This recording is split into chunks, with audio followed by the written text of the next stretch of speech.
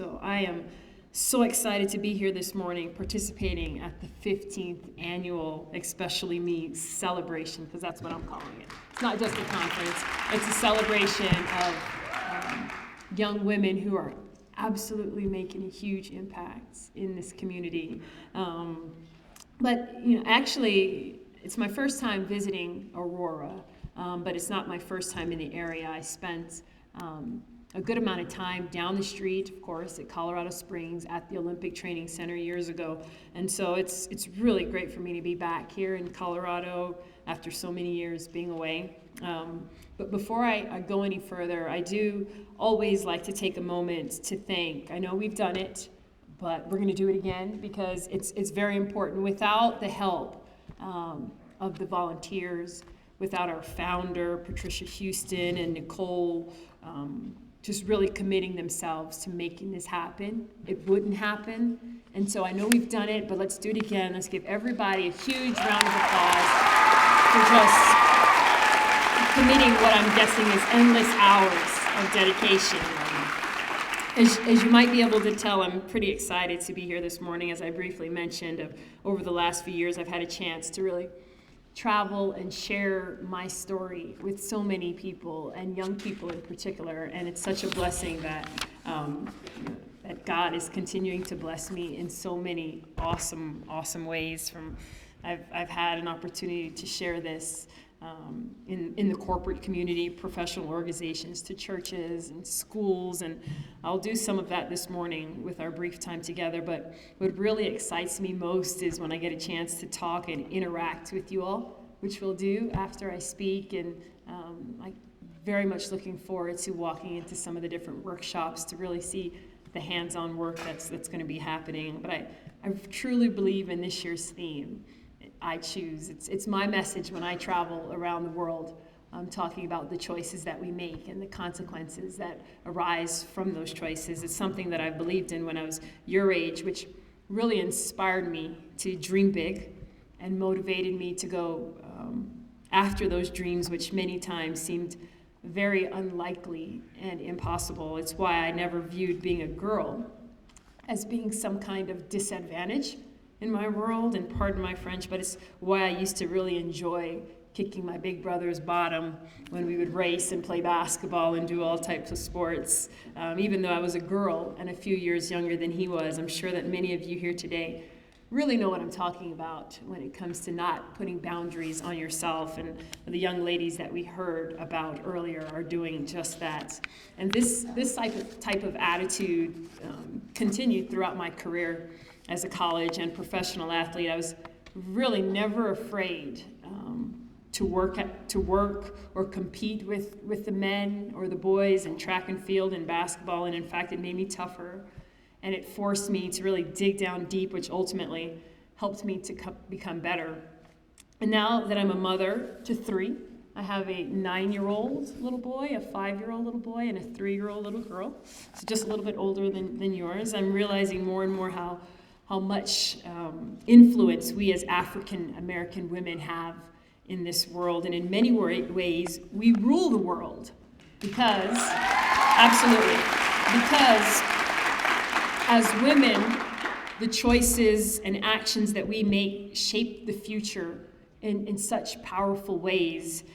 It shapes at school, on our jobs, in our communities, in our households, and in our personal lives. What we do matters, and never let anybody tell you otherwise.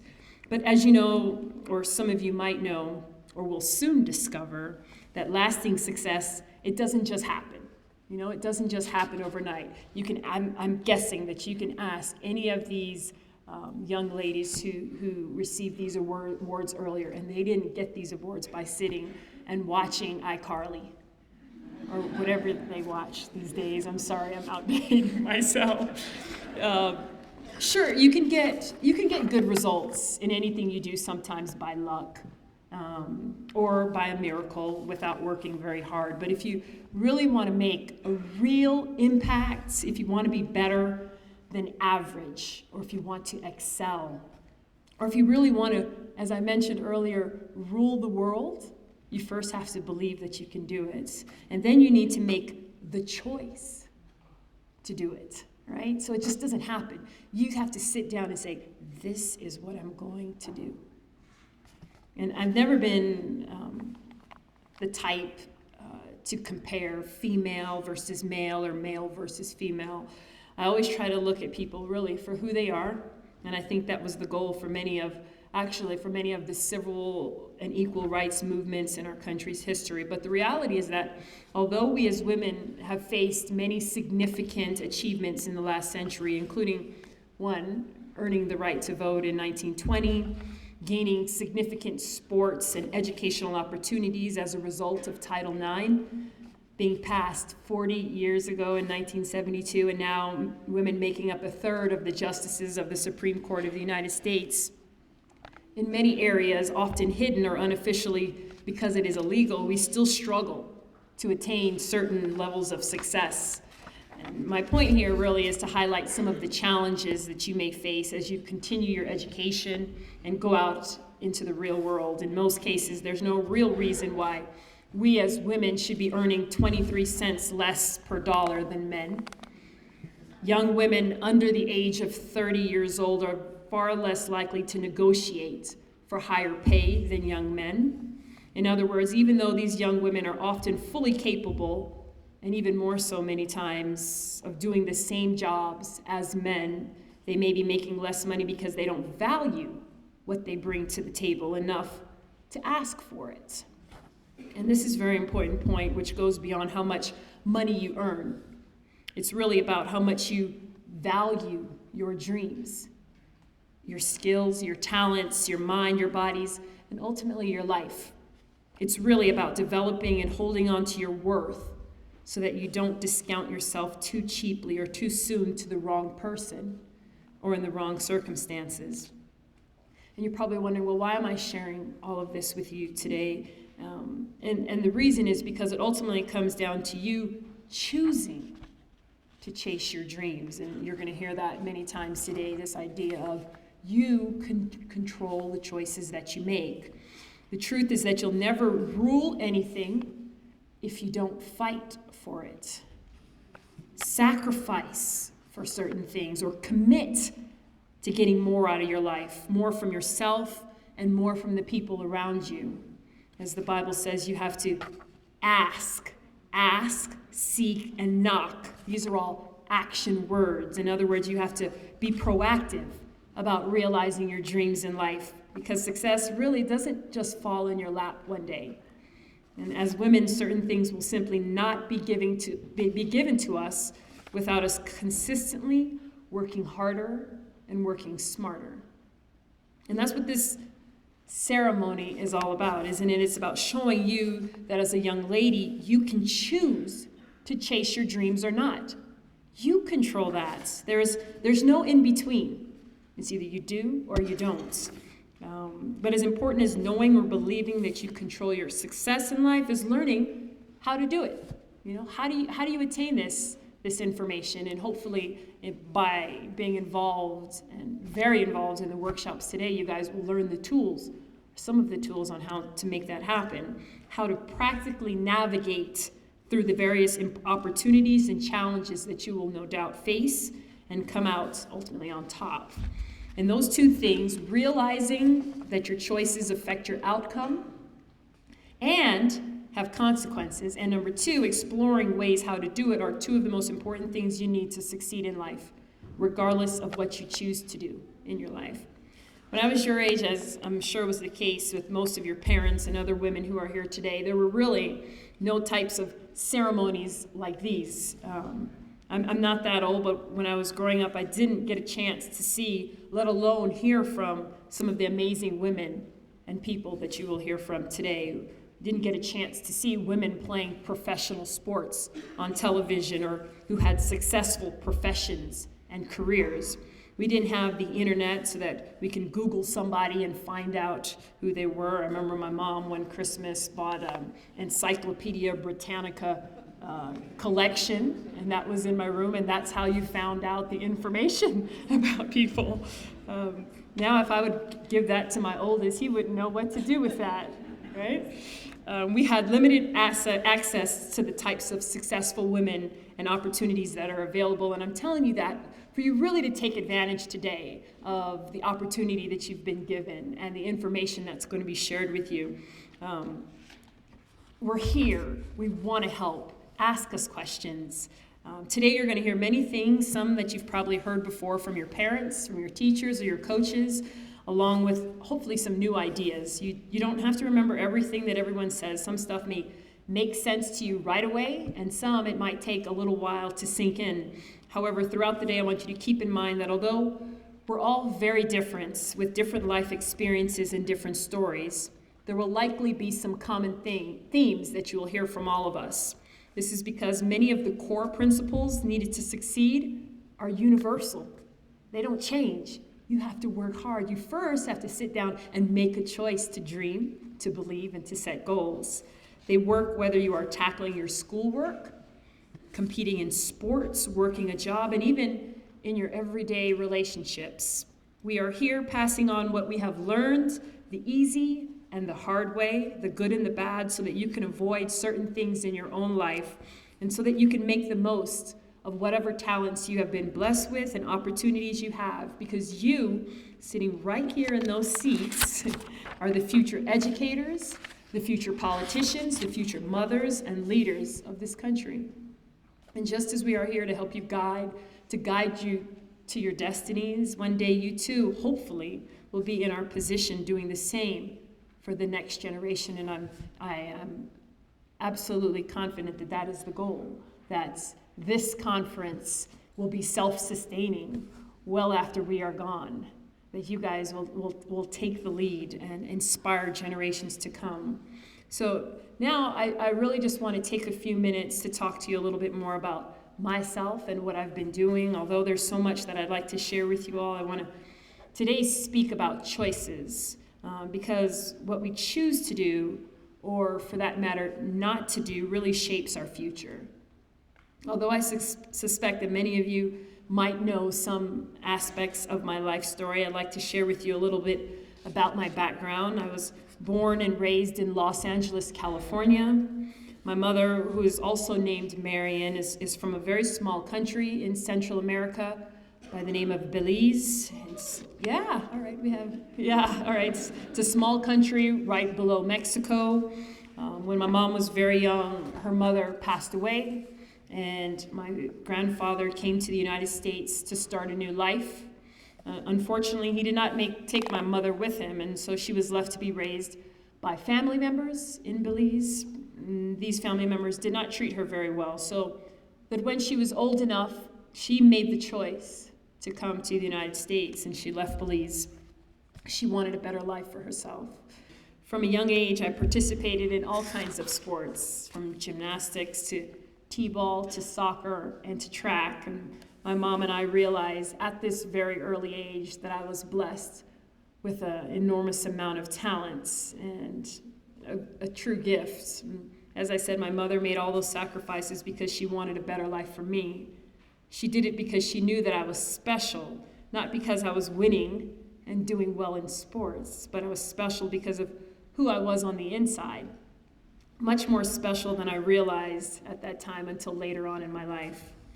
Now, I'm not sure where you all come from, and I don't know your current situation, but this I do know, regardless of what's going on in your own life today, whether it's in your life or your background, I want you to know that you are special, regardless of what anybody tells you. I know that sometimes this may be difficult for some of you to believe because there's so much out there that tells you otherwise, especially if you're a young lady. There are magazines, TV shows, movies, and even your friends. All this stuff can put in your mind that if you don't look or act a particular way, that you're not special. But most of these things are superficial. And unfortunately, if you take them to heart and you let those standards define who you are, then you will never realize and really have peace with yourself or reach your true potential. Be you. You are special. You may not look special or feel special, but that does not change the fact that you are, right? There are over 6 billion people on the planet, but there's only one you, right? Even if you have a twin, there's still only one you. You might look like somebody else, you might talk like somebody else, dress like somebody else, and even have the same name as somebody else, but you are still not them, and they are not you. In all of human history, okay, you guys got the point, right? In all of human history, there is only one you, and that alone, by itself, makes you special.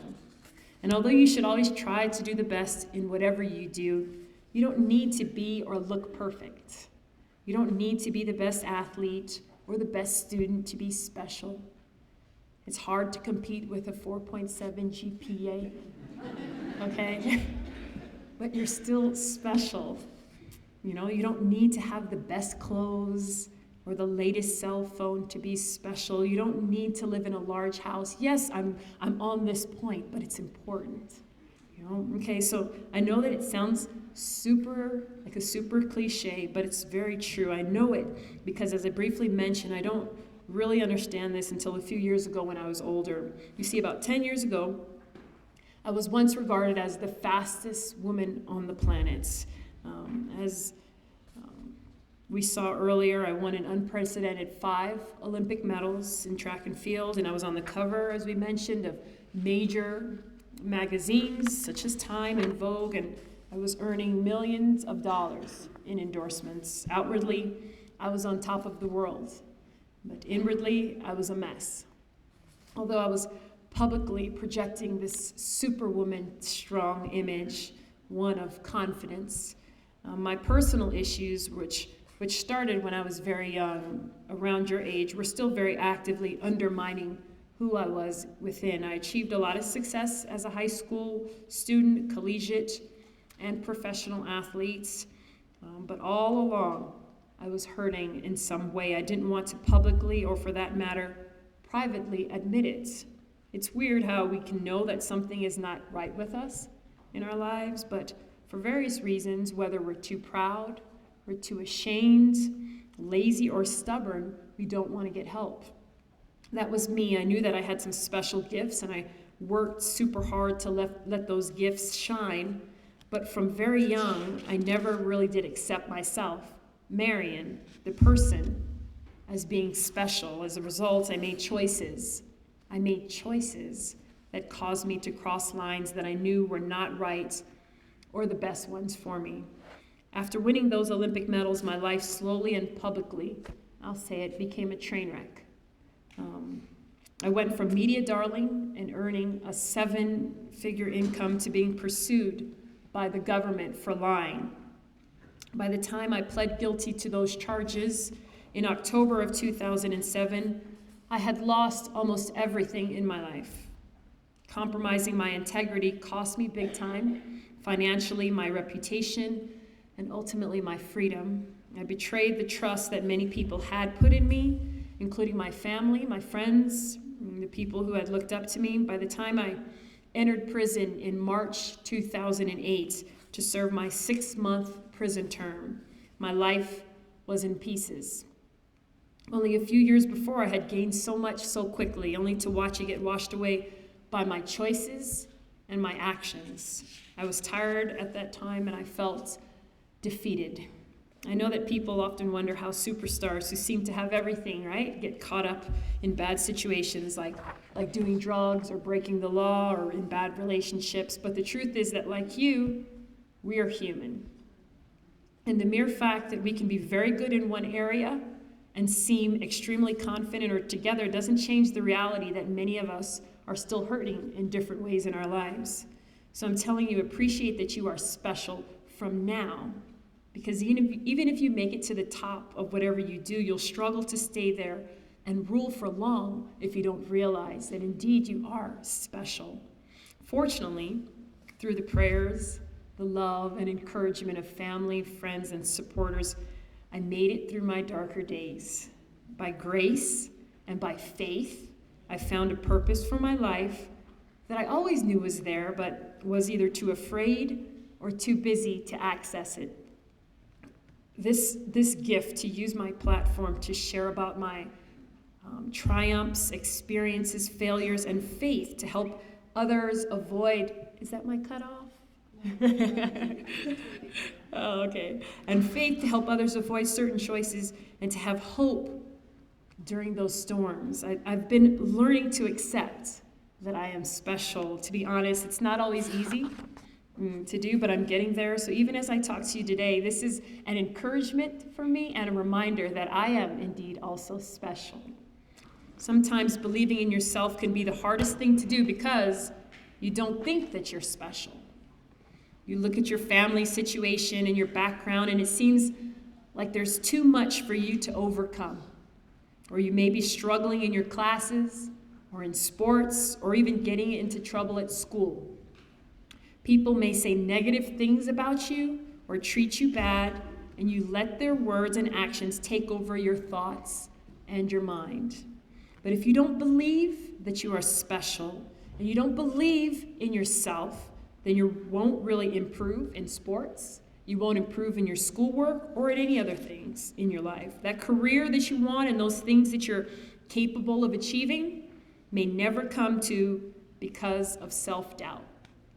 Believing in yourself is crucial to make it through the days when what you want to achieve seems impossible, when the odds are stacked against you or your back is against the wall.